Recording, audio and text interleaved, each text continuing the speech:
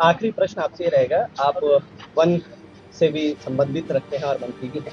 आजकल पहाड़ों में जो हम पलायन का ज़्यादातर देख रहे हैं, लोगों का कहना ये भी होता है कि जो जंगली जानवर जंगल में रहता था, अब वो हमारे घर के बहुत करीब आ चुका है और हमारे घर से हम पे अटैक करके हमको लेके जा रहा है। हम इस वजह से पलायन कर रहे हैं, हम गाँव में नहीं रह पा रहे, जंगली जानवर ज़्यादा पास आ गए हैं, जंगल ज़्यादा हो गया है। इस बार 5-5 साल के बच्चों को तक उठा के ले जाओ। इस बार क्या रहने वाला है? क्योंकि देखिए, आप आंकड़े पता है दिल इंसान। बहलाने को ख्याल अच्छा है गाली को।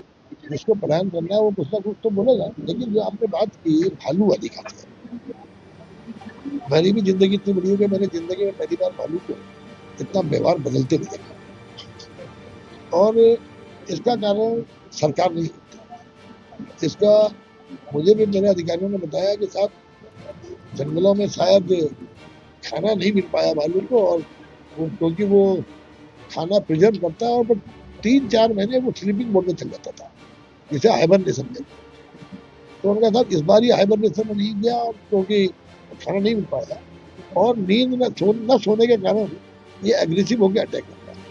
मुझे भी लगा कि शायद ठीक है, लेकिन फिर मैंने स्वयं इसको महसूस किया।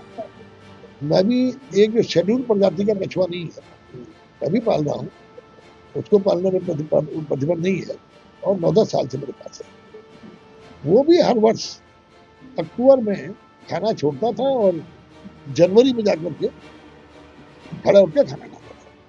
अब का वो भी हाइबरनेशन में नहीं गया, वो भी स्लीपिंग मोड में नहीं गया।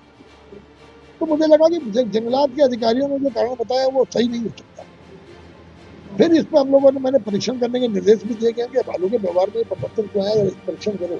लेकिन मेरा स्वयं का व्यवहारिकता की दृष्टि से मानना है कि जलवायु परिवर्तन इसका बहुत बड़ा है। जो क्लाइमेट चेंज है, इस क्लाइमेट चेंज में, क्योंकि वो इस बार आप देख रहे हैं जितना ठंडा पड़ना चाहिए पड़ा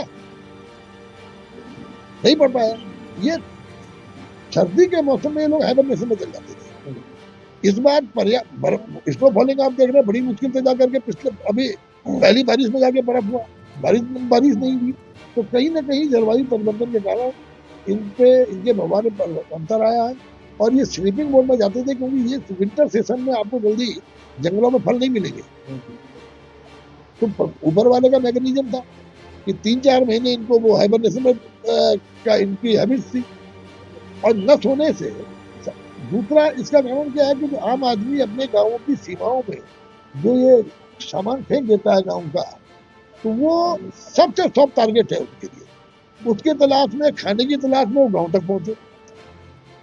तीसरा कारण भी है, देखिए, टूरिज्म से जहां एक और आय बढ़ती है, वहीं देखिए जंगल में तो जानवर तो रहने ही है। आज की तारीख में ये जो रिसोर्ट बन रहे हैं जगह जगह ज्यादातर जंगलों में, तो कहीं ना कहीं इससे भी जंगली जानवर डिस्टर्ब हुआ है। इसीलिए पिछली कैबिनेट में हमने निर्णय लिया था कि किसी गांव में हमने कहा था उसकी जनसंख्या के आधार पर ही होगा, तो एक से ज्यादा रिसोर्ट की अनुमति नहीं दी जाएगी। कैबिनेट ने निर्णय लिया। तो ये उपाय हम कर रहे हैं, लेकिन ये उसके अलावा आपने देखा कि पहले लोग कहते थे कि अगर भालू अटैक कर रहा है तो नीचे को भागो। अब आप देख रहे हैं कि मुझे भी देखने को मिला पहली बार कि भालुओं के बाल नहीं रह गए। नीचे भागने के लिए इसलिए कहा जाता था कि जब नीचे की तरफ आप भागेंगे तो भालू के बाल उसकी आंखों में आ जाएंगे, वो अटैक नहीं कर पाएगा। और अब का जो भालुओं की तस्वीर आ रही है उनमें बाल भी नहीं। तो जलवायु परिवर्तन का असर उनके कहीं ना कहीं फिजिकल असर भी इसका पड़ा। तो हम लोग इसमें कर रहे हैं परीक्षण कि आखिर किस तरह इसको बचाया जा सकता है। लेकिन मैंने अपनी जिंदगी में पहली बार भालू को इतना एग्रेसिव